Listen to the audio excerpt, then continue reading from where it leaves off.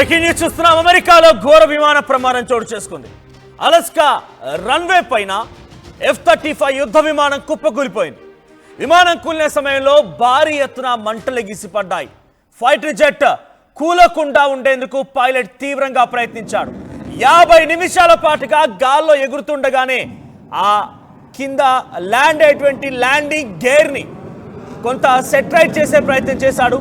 50 నిమిషాల పాటుగా గాల్లో ఎగురుతూనే ఆ ల్యాండింగ్ గేర్ని ప్రయత్నం చేసి చాలా తీవ్రంగా శ్రమించి ఎట్టకేలకు అది ఫలించకపోవడంతో కిరికీలు కొడుతూ చక్రాలు తిరుగుతూ ఆ విమానం నేలకూలింది. ఇది F-35 ఫైటర్ జెట్ విమానం. యుద్ధం సమయంలో ఉపయోగించిన ఒక భారీ విమానం ఇది. సో ఆ విమానం ఇప్పుడు కుప్పకూలిపోవడంతో అమెరికాకి భారీ నష్టం వాటిల్లింది. ఫైటర్ జెట్ కూలకుండా ఉండేందుకు 50 నిమిషాల పాటుగా గాల్లోనే తిప్పుతూ ఇంజనీర్లతో మాట్లాడుతూనే ఆ పైలట్ దాన్ని సరిచేసే ప్రయత్నం చేశాడు. కానీ ప్రాబ్లం సాల్వ్ కాకపోవడంతో సుడులు తిరుగుతూ నేలకు కూలింది ఆ విమానం. పారాచూట్ సాయంతో విమానం నుంచి బయట దూకి ప్రాణాలను కాపాడుకున్నాడు ఆ పైలట్. మనం చూస్తాం అడ్వీ స్క్రీన్ పైన ఆ పైలట్ బయటకి దూకి ప్రాణాలు కాపాడుకున్న తర్వాత ఆ విజువల్ మీరు గమనించి ఇక్కడ చూడండి. ఆరో మార్క్ కనబడుతోంది. ఆ పైలట్ పారాచూట్ సహాయంతో బయటకు దూకిన విజువల్. మరోవైపుగా విమానం కుప్పకూలిపోయిందేమో ఇంకో చోట. ఇప్పుడు ఈ వీడియోలు సోషల్ మీడియాలో వైరల్గా మారాయి. అయితే ఈ ఘటన జరిగింది జనవరి 28న ఒక ఫైటర్ జెట్ విమానం కుప్పకూలిపోయింది. ఎయిల్సన్ ఎయిర్ బేస్ దగ్గర in Fairbanks plane drop. Eielson air base దగ్గర అలస్కా దగ్గర ఈ విమాన ప్రమాదం చోటు చేసుకుంది. అయితే అది కుప్పకూలింది F-35 ఫైటర్ జెట్ విమానం. కాబట్టి అమెరికన్ అధికారులు కూడా చాలా సీరియస్గా తీసుకున్నారు. ఎయిర్ ఫోర్స్ అధికారులు చాలా సీరియస్గా తీసుకొని ఘటన గల కారణాన్ని అన్వేషిస్తూ చాలా లోతైనటువంటి విచారణ జరిపితే ఇప్పుడు ఈ వీడియోలు వాళ్ళు బయట పెట్టారు. ఎక్స్క్లూజివ్గా ఆ వీడియోలు మీరు ఆర్టీవీ స్క్రీన్ పై చూస్తూ ఉన్నారు. సో ఇప్పుడు ఈ వీడియోలు విడుదల చేసింది అమెరికన్ ఎయిర్ ఫోర్స్ అధికారులే. సో వాళ్ళే ఈ వీడియోని విడుదల చేశారు. దాంట్లో ఇప్పుడు అసలు విషయం బయటపడింది. 50 నిమిషాల పాటుగా ఆ పైలట్ అటు అధికారులతో మాట్లాడుతూ ఇంజనీర్లతో మాట్లాడుతూ ఏటీసీకి సమాచారం అందించి ఆయన గాల్లో ఉండగానే 50 నిమిషాల పాటుగా ఆ ల్యాండింగ్ గేర్ని సరిచేసే ప్రయత్నం చేశారట. ఏమాత్రం కూడా సరికాకపోవడంతో ఇక అలా వదిలేయాల్సి వచ్చింది. దీని విలువ సుమారుగా $200 మిలియన్ అట. సో $200 మిలియన్ దీని విలువ.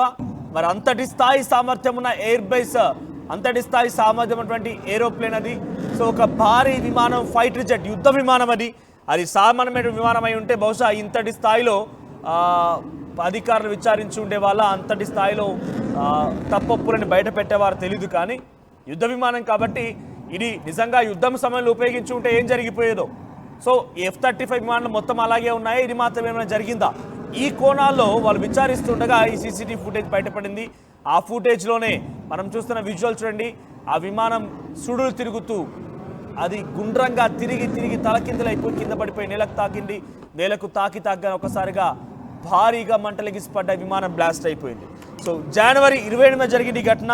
So the crash took place on January 28th Eielson air base దగ్గర ఈ ఘటన చోటు చేసుకుంది.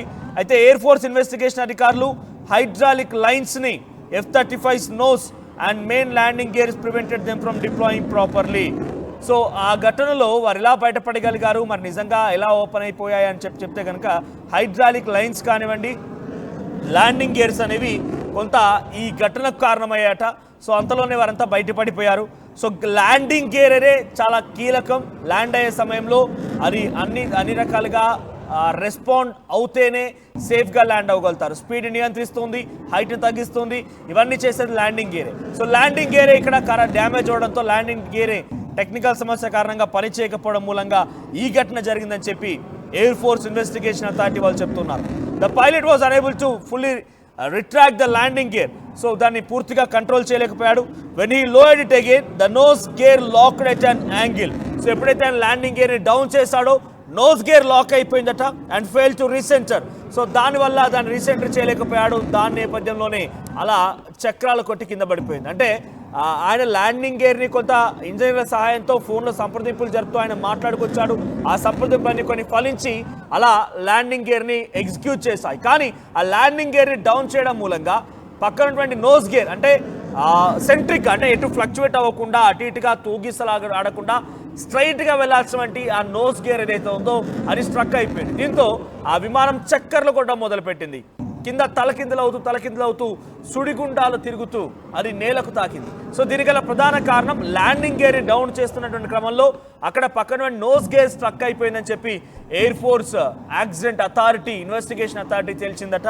సో దీంతో పాటుగా అటు according to the report, the repeated attempts to fix the fault caused the jet system to misinterpret its status.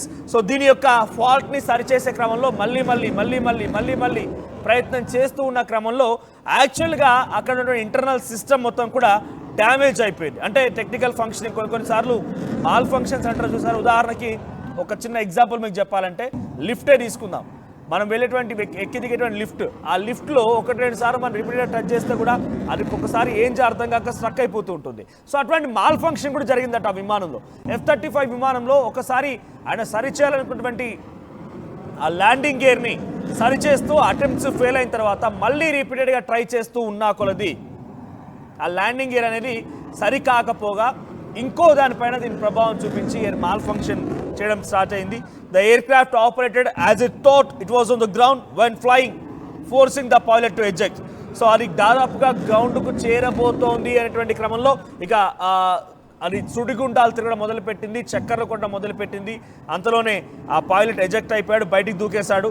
So the pilot joined a live conference call with 5 Lockheed Martin engineers. So ఆయన 50 నిమిషాల పాటుగా ఏం చేశాడనేది కూడా ఇప్పుడు air force authority investigations authority బయట పెట్టింది.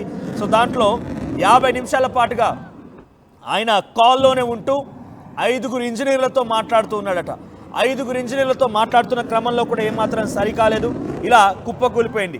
So ఇప్పుడు దీనిపైన అటు American air force accidents authority investigation authority కూడా చాలా క్లియర్గా తేల్చింది ఏంటంటే ఫైటర్ జెట్లో టెక్నికల్ ఫంక్షన్ కరెక్ట్గా పనిచేయకపోవడం మూలంగా పైలట్ సరిచేసినా కూడా దాని యొక్క రిఫ్లెక్షన్ ఇంకో దానిపై ప్రభావం పడడంతోనే ఈ ప్రమాదం జరిగిందని చెప్పి చాలా క్లియర్గా air force accidents authority investigation వాళ్ళు కన్ఫర్మ్ చేశారు.